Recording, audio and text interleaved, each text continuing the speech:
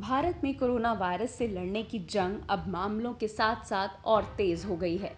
5 सितंबर तक देश में कुल मामलों की संख्या 40 लाख के पार पहुंच गई है। अब कुल मामलों की संख्या 40,23,179 हो गई है। देश में संक्रमण से प्रभावित सबसे ज्यादा महाराष्ट्र का शहर पुणे है। सोमवार को पुणे कोविड-19 संक्रमण से सबसे ज्यादा प्रभावित शहर बना। इस मामले में इसने दिल्ली को भी पीछे छोड़ दिया।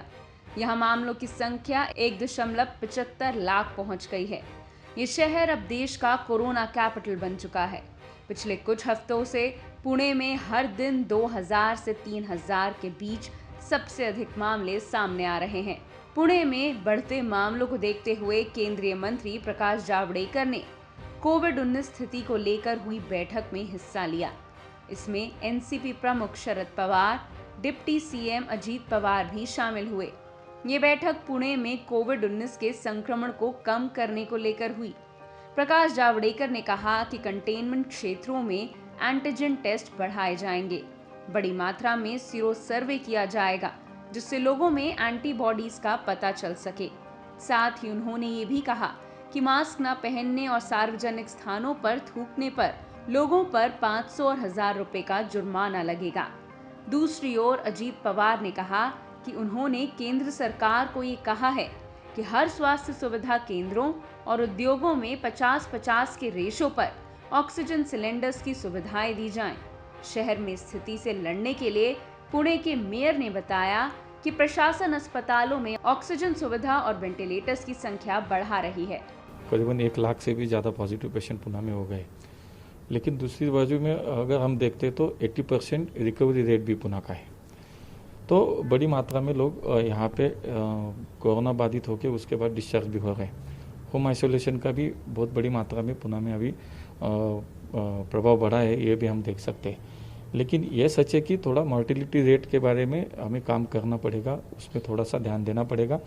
इसके लिए आज अगर पुणे सिटी में देखते हैं तो वेंटिलेटर्स बेड हो या ऑक्सीजन बेड है, यहाँ की जो सुविधा खड़ी की जा रही है वो भी आगे जाके थोड़ी सी और उसमें दिक्कत ना आए, तो मुझे लगता है कि उसको बढ़ाने के लिए जरूर प्रयास करने पड़ेंगे और आगे जाके उसकी ज़रूरत पड़नी है। हमारा फोकस जो है तो वो भी पूरी तरह से अभी जो ऑक्सीजन बेड्स है, वेंटिलेटर्स है, उसकी तरफ हमारा फोकस है।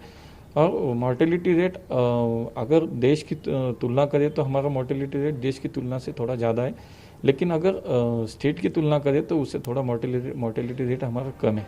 पुणे के कई गांव ऐसे हैं जो शहर के संक्रमण का आधे से ज्यादा मामलों के केंद्र हैं।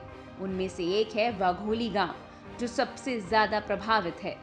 यहाँ आसपास के गांव से लोगों के आवागमन से मामले बढ़ रहे हैं। जो वाघोली गांव में रहने वाले ये काम के वजह से या अपने जॉब के वजह से पुणे में हिंजौड़ी या येरौडा या कोई सन्नसवाड़ी, रांजनगांव ये भाग में जाते हैं और वहाँ से उनका जो कोई पॉजिटिव रहता है वो अपने घर में आता है, उनके नेबर या कर्म अपने घर के बाकी लोगों को पॉजिटिव कर देते।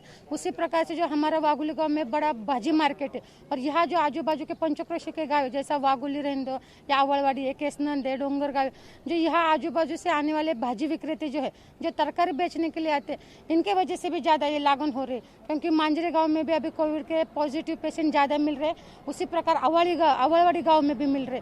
तो वो लोग गांव छोटे छोटे हैं, लेकिन हमारा गांव सबसे बड़ा है। पिछले कई दिनों से इस गांव में रोजाना 30 से 35 पेशेंट्स पाए जा रहे हैं। पहले 4-4, 5-5 दिन में एक पेशेंट निकलता था। 14-24 अप्रैल से 30 जून तक का हिसाब किया जाए तो 28 पेशेंट, तो पूरे 3 महीने में 28 पेशेंट आते हैं।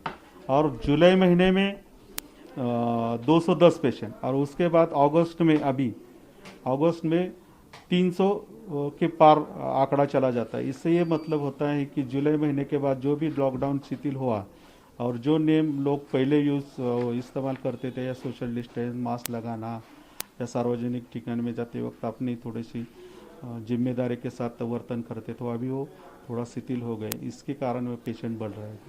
अनिल कुंभर ने ये भी बताया कि अनलॉक के चलते लोगों ने नियमों में ढील की, जिससे यहाँ मामले ज्यादा बढ़े हैं।